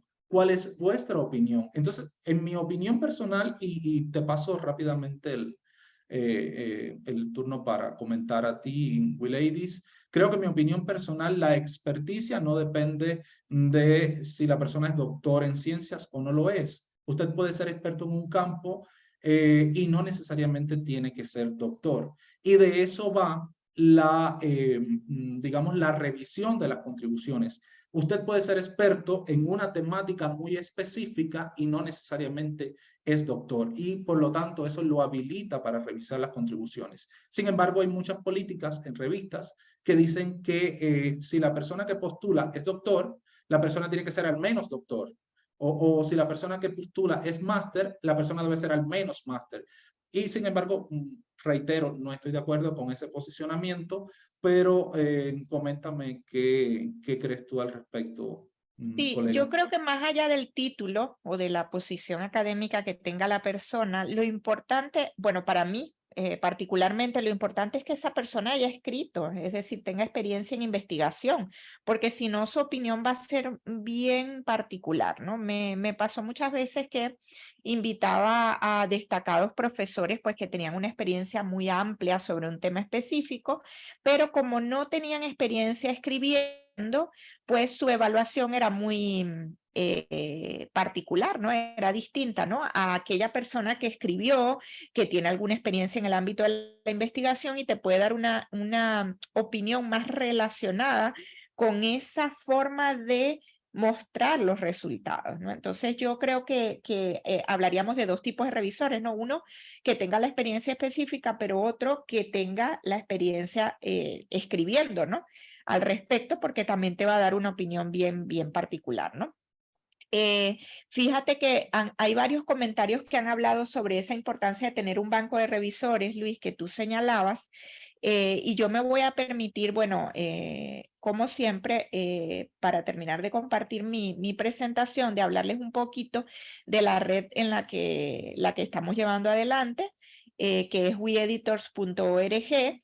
Es una red de editores iberoamericanos, tenemos revistas pues de diversos países de América Latina y revistas de España, revistas hispanohablantes básicamente, y en esta red nosotros nos hemos encargado de hacer una base de datos de revisores que la seguimos alimentando a través del tiempo. ¿Por qué? Porque nos ayuda a nosotros como editores a poder tener pues acceso a este contenido de revisores, ¿no? Y es importante que cada vez que nosotros agregamos un revisor a esta lista, nosotros le digamos al revisor, mira, pidamos el permiso, ¿no? Como digo yo, podemos agregarte a esta lista, mira que te puede contactar cualquier revista de América Latina, te vamos a tener en una base de datos, etcétera, etcétera, y así pues podemos seguirla alimentando, ¿no? Yo los invito a revisar nuestra página web, weeditor.org, ahí verán las revistas que están adheridas a la red, los eventos que tenemos, que incluso este 16 de julio también tendremos un webinar gratuito sobre la estadística, los procesos estadísticos en la investigación, con apoyo de la Sociedad Ecuatoriana de Estadística. Y les dejo aquí abajo también mi correo por si necesitan alguna información adicional. ¿Quiénes forman parte de esta red? Editores o miembros de los comités editoriales de las revistas científicas de América Latina y el Caribe, que cumplen un conjunto de requisitos que luego yo les puedo pasar el enlace para registrarse, como por ejemplo estar al día con su publicación, y algunos otros elementos más, como tener un ISSN que se encuentra en el portal de ISSN, entre otras cosas, ¿no? Entonces, bueno, es importante que sigamos trabajando en red, que trabajemos en conjunto, que nos colaboremos desde las instituciones de América Latina. ¿Por qué? Porque este tema de la gestión editorial es un trabajo arduo, no es un trabajo sencillo. Es decir, nos toca muchas veces trabajar con nuestros propios recursos, con recursos muy escasos, con muchas limitaciones que nosotros, pues, a lo mejor otro editor de América Latina nos ayuda, nos apoya y podemos avanzar un poco más en trabajar en conjunto, ¿no? El trabajo se hace mucho más fácil, ¿no? Entonces, bueno, les dejo aquí la invitación por si acaso se animan. Pueden contactarnos, pueden ver la página web y así ver lo que hacemos también, que también es un trabajo muy importante, así como el que hace Latin Red y como el que estaba haciendo en los últimos años, ¿no? Vamos a ver qué otra pregunta, por si acaso tenemos aquí relacionada. Dice, A ver, que se me perdió. Hablaban, bueno, de esa red de revisores, de algunas páginas, pone ahí, coloca ahí Linet alguna página de referencia en donde ella ha encontrado examinadores, muy bueno que lo compartamos. También Natalia dice que la base de datos de revisores, que siempre es bien importante, y en investigadores consolidados, su aporte contribuye al debate, ¿no? Claudia agradece por todos los encuentros que ha organizado LatinRep, también les dejo ese comentario, algunos dejan los links de la revista. ¿Qué otra cosita tenemos aquí? Lo del tema de los valiosos aportes. María Cecilia nos dice que nos va a tomar una foto al final, que no se olviden, para que quede lo del evento. Y Line nos dice que le comenta a Luis que está de acuerdo, porque hay doctores que nunca han comunicado ciencia y por lo tanto lo importante es la productividad del científico que visibiliza a través de la publicación. Realmente, pues, eso lo hemos discutido en muchas ocasiones, de que no necesariamente ser doctor da una garantía de que la persona es investigador, ¿no? Sobre las evaluaciones, volvimos a hablar del tercer dictamen negativo y los dictámenes positivos, que ya lo discutimos ampliamente. También nos habla María Cecilia de un artículo en el último número de la revista Palabra Clave, en donde publicamos la experiencia de We Editors, que las revistas que pertenecen ahí, qué es lo que hacen, cuáles son las estadísticas generales de esas revistas. Que por cierto lo publicamos con Lilian, Yader y la doctora Gladys Bustamante, que Lilian también está aquí hoy acompañándonos, agradecida también. Y Eduardo Alejandro Hernández nos dice que si existen sesgos en la jerarquización de temáticas en la publicación, en las publicaciones, porque existen revistas que se abren a las contribuciones de las ciencias sociales y terminan priorizando determinadas áreas de conocimiento, que si esto es una incoherencia. Luis, vamos a ver, te doy la palabra. Sí, gracias. Bueno, antes de comentar esta pregunta, creo que es importante lo que mencionabas y el hecho de contar con una red de revisores va a facilitar mucho el trabajo sobre todo para las revistas científicas. Y creo que muchos de los comentarios iban por ahí también. Sobre el listado de revisores, encontrar un listado de revisores por áreas del conocimiento, existen algunos. Yo recomendaría en el ámbito de la edición y sobre todo de la información científica, el directorio InfoExit, que es de especialistas en el área de las ciencias de la información. Y de hecho ahí pueden encontrar a varios expertos en el ámbito de las revistas científicas y de la gestión editorial, que además pueden facilitar o favorecer acceso a otros revisores en ese sentido. Y otro de los aspectos que un poco limita el trabajo editorial o el trabajo de los revisores en nuestra región es que por lo general es voluntario. O sea, el trabajo del revisor en América Latina y el Caribe generalmente es voluntario. Los revisores no reciben un pago por esta labor, más allá del prestigio que les genera poder revisar artículos de investigación y que los puedan incorporar en su currículum vitae como una acción de investigación que realizan cotidianamente. Entonces, el pago por esta actividad prácticamente no se genera en prácticamente ninguna revista. Y esto un poco que como queda la voluntariedad de los revisores, esto generalmente es lo que genera retrasos, etcétera, pero que entonces es importante encontrar revisores que sí se comprometan con el proceso y es esto una de las primeras preguntas que se les realiza. O sea, ¿tiene el tiempo para realizar la revisión? Cuenta con este plazo, le es suficiente para revisar los manuscritos porque estas demoras son las que producen que luego las revistas también disminuyan su calidad en términos de posicionamiento y visibilidad. Entonces, por ahí está esta cuestión. Y sobre lo que comentaba Eduardo Alejandro, que estaba realizada con los sesgos en la jerarquización de las temáticas en las publicaciones. Sí. Bueno, esto sucede sobre todo con las revistas que son muy multidisciplinarias. Las revistas que son especializadas no tienen este problema porque van a trabajar un tema o campo o dominio del conocimiento específico y particular. Sin embargo, las revistas que son muy generales o que tienen son muy multidisciplinarias, muchas áreas que son más productivas que otras van a favorecer su publicación en estas revistas o van a tener mayor presencia temática en estas revistas. Esto puede generar, pudiera ser en primer lugar una oportunidad de la revista a recibir muchas contribuciones sobre diversas áreas, pero también hay cuestiones que luego se le dificultan, puesto que en la definición temática, sobre todo en bases de datos que van a evaluar estas revistas, se va a dificultar sobre qué temáticas específicas va a abordar o no la revista. Y de hecho, muchas publicaciones que comenzaron o que iniciaron publicando temáticas o bajo una categorización temática, luego terminaron cambiando a otras para ganar en visibilidad. Un ejemplo de ello puede ser la revista cubana en Información en Ciencias de la Salud, anteriormente conocida como ACIMED.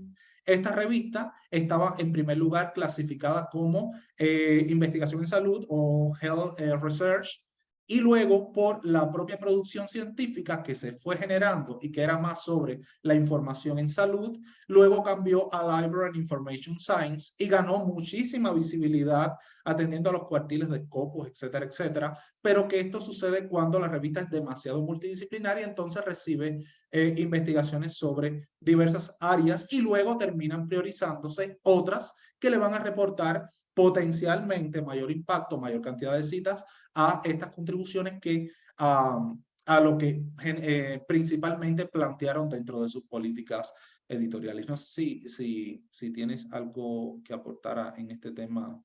Sí, y fíjate Luis Ernesto, esto es un tema muy actual, ¿no? Porque incluso algunos índices están priorizando la especialización en las revistas. Es decir, están como tratando de que las revistas busquen su nicho, su área de conocimiento y no sean tan amplias, es decir, no sean tan multidisciplinarias, ¿no?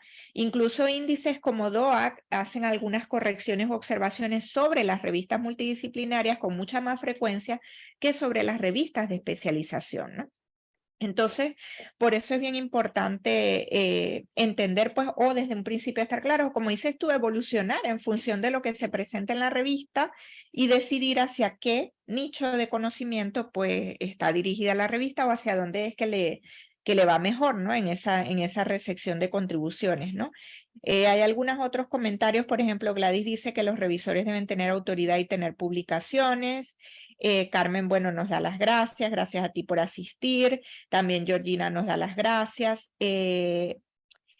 Lisel nos dice que si existen iniciativas orientadas a aportar a los investigadores a formarse en este rol de referato o árbitro desde los equipos editoriales, podemos favorecer las buenas prácticas. Fíjense que es bien interesante este punto, porque en los últimos meses he recibido bastantes invitaciones de revistas científicas a eventos en donde se hable de este rol de arbitraje, de qué es lo que se debe hacer, cuáles son los puntos centrales. Es decir, que podemos como revistas educar a los árbitros con los que contamos y ofrecerles este tipo de actividades para que ellos también sepan, pues, qué es lo que deben evaluar, cuál es el interés de la revista, y podemos invitar a esas actividades, pues, a personas con amplia experiencia en lo que es la revisión. Y para que también, pues, se hagan actividades de este tipo, ¿no? No sé, Luis Ernesto, si tienes una opinión al respecto. A ver, yo sigo viendo los comentarios. Sí, si quieres, voy rápidamente a compartir una pantalla. Adelante. Sobre el comentario anterior, que yo creo que es pertinente sobre todo para elevar la calidad de las publicaciones. Bueno, esta presentación que me imagino ya estén observando, no sé si la observan. Sí, se ve bien. Sí, un segundo. Esta presentación la mostré en digamos, un proyecto que existe en América Latina para la formación de editores, pero son editores que han llegado a la edición de forma empírica, o sea, prácticamente por obligación o porque su práctica lo ha llevado a la edición de revistas. Y este indicador dentro de esta conferencia que estuve impartiendo para ellos, que es precisamente sobre la temática. Este indicador lleva por título Índice de Concentración Temática y es conocido como el índice Pratt, que va a analizar la temática de las revistas y el valor numérico que representa en el nivel de concentración temática a partir de la frecuencia y de los descriptores. Esto va a permitir la clasificación temática de las revistas en bases de datos o la pertinencia de cambiarlas o no. Esta, digamos, el índice de concentración temática, el índice PRAT, está basado en la ley de Zip, que es precisamente se analiza la frecuencia con que los términos son utilizados dentro de las palabras claves de la revista, que sería esta nube de palabras o mapa de palabras que se observa acá, y esto es lo que le va a permitir a la revista si necesita moverse o no atendiendo a las temáticas de publicación que trabaja y cómo pudiera ganar en visibilidad o disminuir su visibilidad si cambiara a partir de su clasificación temática en bases de datos específicas. Entonces yo creo que era importante mostrar esta perspectiva y que tiene que ver precisamente con la clasificación temática de las revistas. Pero por lo demás que comentabas, perfecto, o sea, Gracias, plenamente Luis. de acuerdo. También les invito porque Luis tiene muchos trabajos publicados sobre algunos de estos indicadores muy importantes, pero además sobre el tema de las áreas de conocimiento, ¿no? de esa concentración o desconcentración de áreas de conocimiento relacionadas a su trabajo, ¿no? Entonces también pueden buscar a Luis Ernesto en Google Scholar y ver también sus trabajos si les interesa esta parte, ¿no? De las áreas de conocimiento. También nos dice Ana Berardi que respecto a los plazos de evaluación, que si hay algún plazo que es aceptable,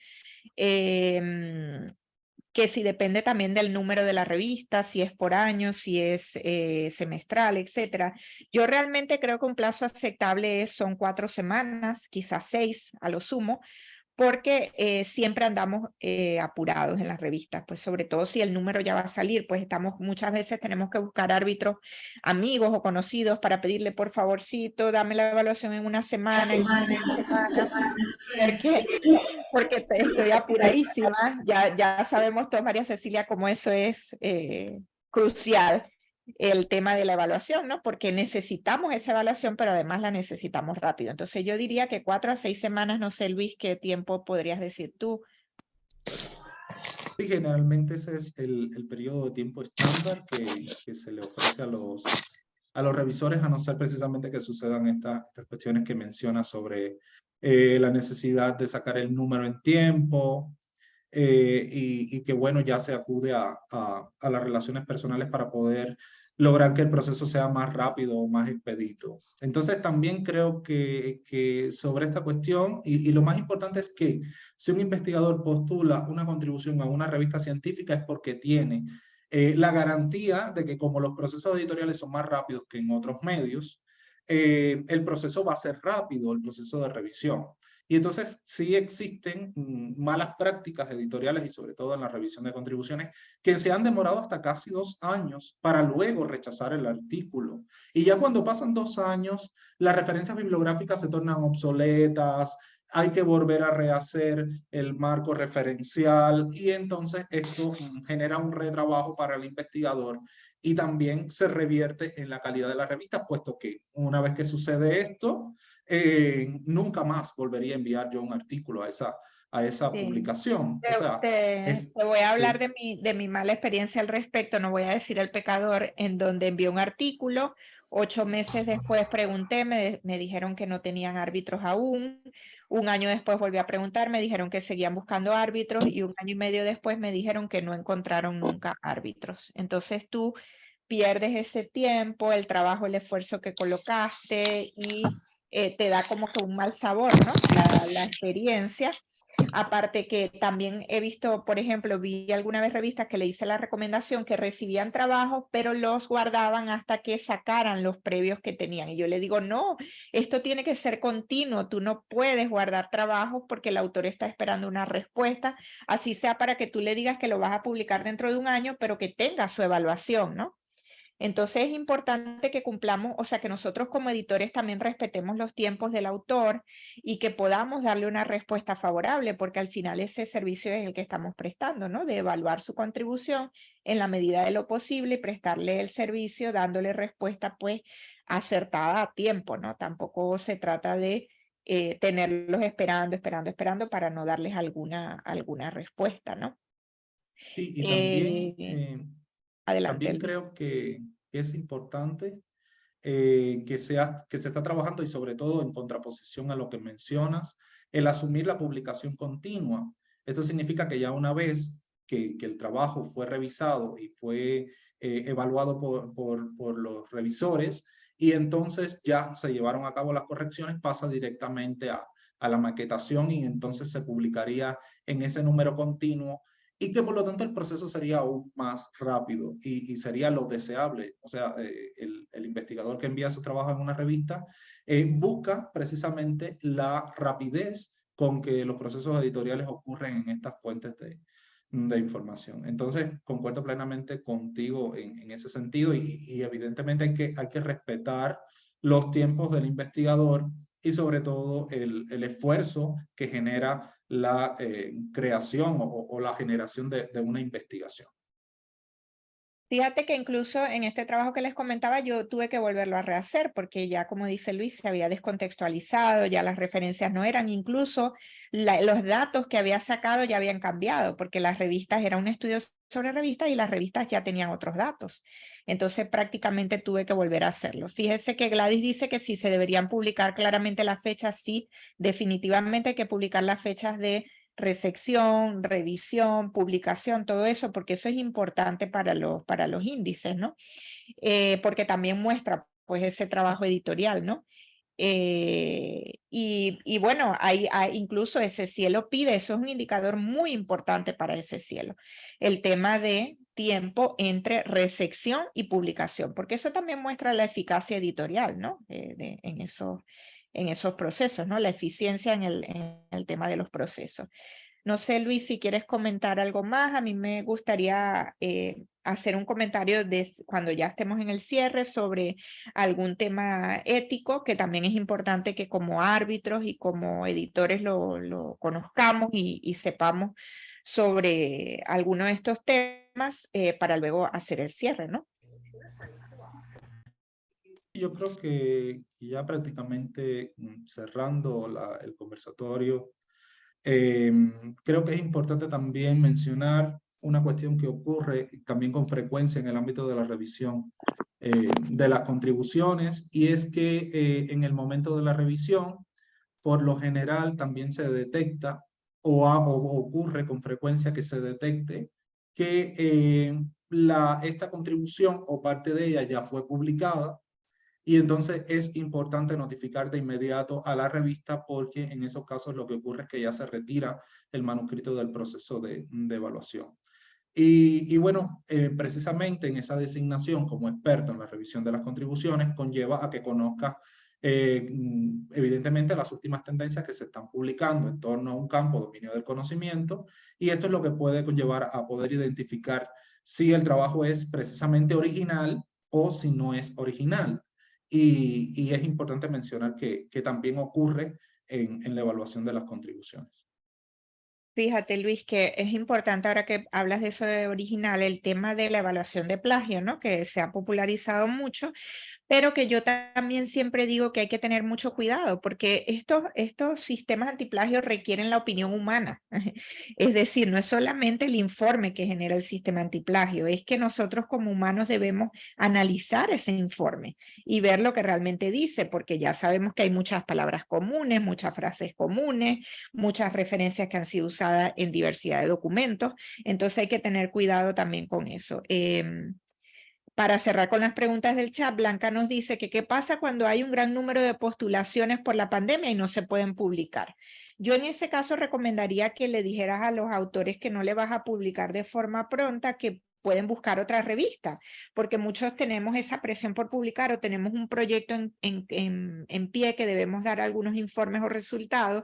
Yo en ese caso pues diría más claramente, mira, realmente pues no voy a poder publicarte este año o el año que viene porque tengo muchos trabajos en cola, pues postula a otra revista o tú me dirás si quieres seguir esperando, pero yo diría que postular a otra revista porque estos trabajos sobre COVID tienen fecha de caducidad, ¿no? Han pasado el tiempo tiempo o han sido recolecciones de datos de hace unos años atrás y requieren ser publicados más rápido, ¿no? No sé qué opinas, Luis. Sí, con respecto a este tema, lo más importante es mostrarle al autor la claridad del proceso. Es mejor ser honesto con el autor que luego, digamos, ya luego no recibir contribuciones por parte de los investigadores precisamente por esas malas prácticas en el ámbito de la revisión del material académico. Entonces las revistas tienen también ese compromiso, o sea, de conversar con transparencia con los autores y notificarles o ir notificando de cómo va el proceso de revisión. También, y una de las ventajas que ofrecen los sistemas automatizados de gestión editorial, y que bueno, que en el ámbito de América Latina el que más se ha generalizado es el Open Journal System, va a permitir ir revisando paulatinamente cómo es que va el proceso de evaluación de la contribución y en consecuencia el autor puede tomar decisiones o escribir directamente al comité editorial para conocer el tiempo en que se está evaluando su postulación y si se va a ser valorada en un tiempo estimado y por lo tanto tener una retroalimentación del proceso. Y bueno, también aprovechar o sea, lo que comentaba sobre la evaluación del plagio, debo comentar que los software que analizan esta cuestión y que se utilizan mucho en el ámbito de la edición científica para la evaluación de las contribuciones, lo que analizan es similitud. Y la similitud no necesariamente es plagio, porque el plagio es tomar ideas de otras personas y presentarlas como propias. Y la similitud se puede presentar por construcciones gramaticales que son ampliamente utilizadas, como puede ser el nombre de una institución que tenga más de cinco palabras, ya ahí va a haber una coincidencia, pero no necesariamente significa plagio porque son términos de uso común, etcétera. Y por lo tanto, como bien comentabas, y estoy plenamente de acuerdo, el factor humano y el editor es el que tiene que tomar parte en esta decisión sobre las similitudes y si constituye o no un plagio. Entonces, creo que con esto no hay más Sí, comentarios. yo me permitiría a compartir rápidamente la última lámina que me queda pendiente, que es sobre los temas de ética. Quiero hablar un poquito que siempre en mis clases y todo, hablo del tema de las prácticas cuestionables en investigación. Yo creo que es importante que como editores, como revisores, como autores, como investigadores, conozcamos de estas malas prácticas y cómo se han ido popularizando para no aplicarlas. ¿Por qué? Porque es nuestro deber y nuestro trabajo educarnos y educar a las futuras generaciones para hacer un mejor trabajo en investigación. Esta clasificación de malas prácticas es una clasificación que desarrollé junto a mi colega Ilia Casanova en el año 2020 y que estamos ya próximos a enviar un libro en borrador para publicar con la Universidad Abierta de Cataluña que habla sobre este tema en específico, ¿no? Nosotros clasificamos las malas prácticas de investigación en 5 grandes grupos. En el libro van a ver que están mucho más ampliadas, pero esta fue la inicial en la que hablamos de malas prácticas de investigación para autoría, para contenido, para intereses, en el envío de las revistas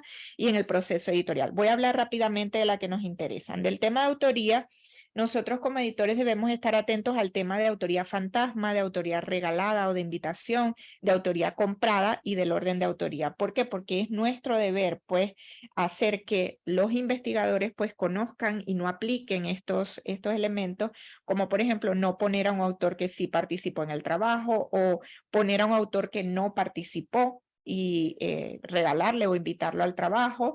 Comprar autoría, se han popularizado mucho las fábricas de papers, esto lo ha hablado mucho COPE y ha tenido mucho impacto estos temas de discusión. ¿Por qué? Porque es un gran problema actualmente para la ciencia, sobre todo porque muchas de estas fábricas pues presentan trabajos falsificados, fabricados y que dan pues resultados errados.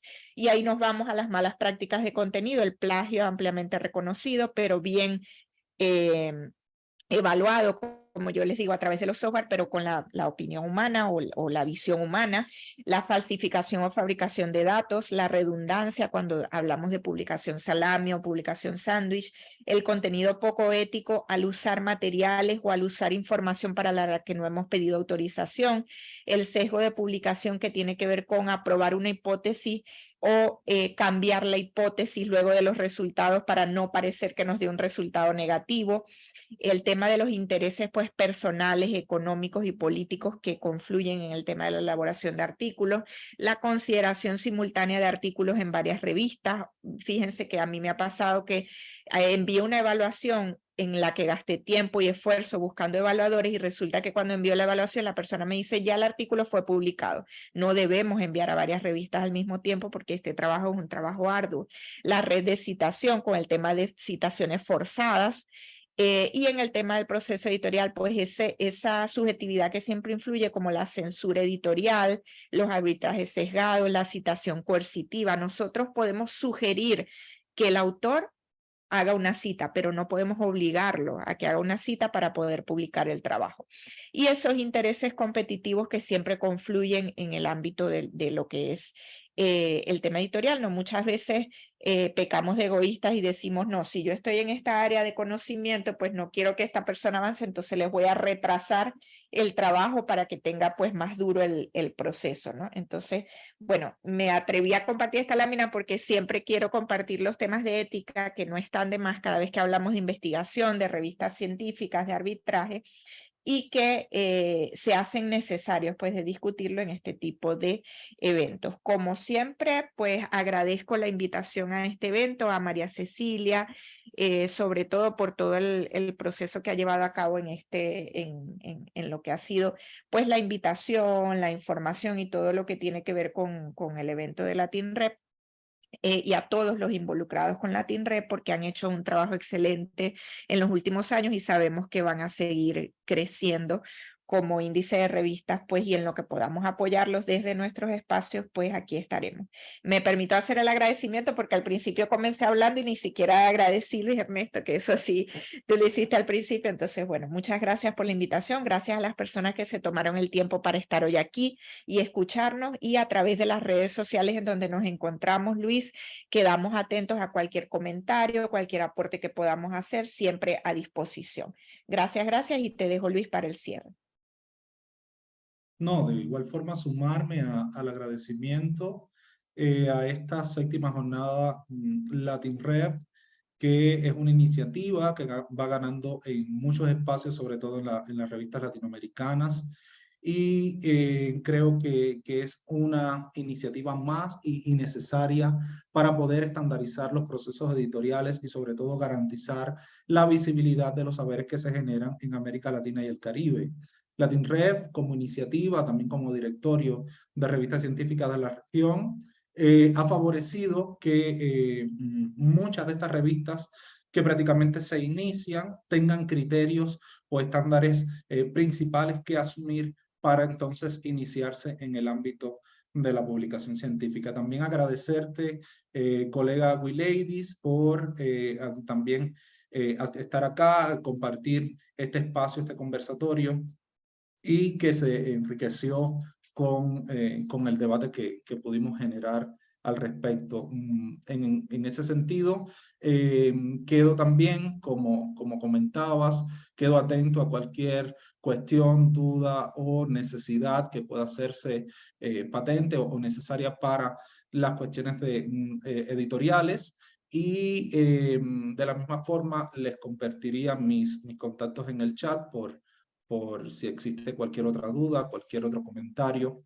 Y reiterar el agradecimiento a todos ustedes por estar hoy en este espacio y en estas excelentes jornadas que han sido, como siempre, un éxito en visibilizar los resultados que se generan desde América Latina y el Caribe. Muchísimas gracias. Bueno, bárbaro, muchísimas gracias Luis Ernesto y Willadis. La verdad que nos llevamos muchas informaciones sobre este tema que siempre nos preocupa a quienes estamos en los equipos editoriales de las revistas del área de Ciencias Sociales y Humanidades, que es el campo de incidencia de LatinRep. Y bueno, les decimos que van a recibir las constancias de participación a quienes las requieran a través del sistema por el cual se inscribieron, y que estamos subiendo los videos y las presentaciones de cada una de las 4 sesiones que tuvimos en esta 7ª jornada en nuestro sitio web. Y bueno, difundimos también a través de las redes sociales, que ahí nuestra compañera Manuela estuvo compartiéndoles los enlaces, porque bueno, es el modo en que tenemos de comunicar las novedades que surgen de las revistas que forman parte de la red, en cuanto a los números que publican, convocatorias, capacitaciones y otros eventos de interés para nuestra labor. Así que bueno, nos veremos próximamente en alguna otra actividad que organicemos y quedamos en contacto a través de los canales habituales de LatinRep. Muchísimas gracias y bueno, muy contentas. La foto, acuérdate de la foto. Y gracias a todos ustedes.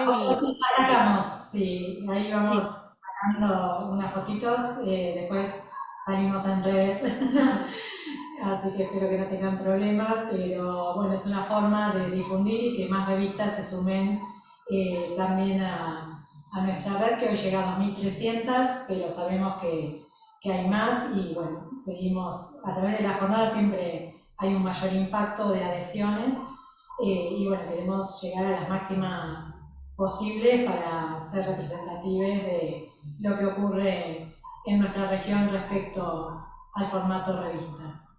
Bueno, que estén muy bien y será hasta pronto. Muchísimas gracias. Gracias y buen trabajo. Muchas gracias. Muchas gracias. Hasta la próxima. Luego.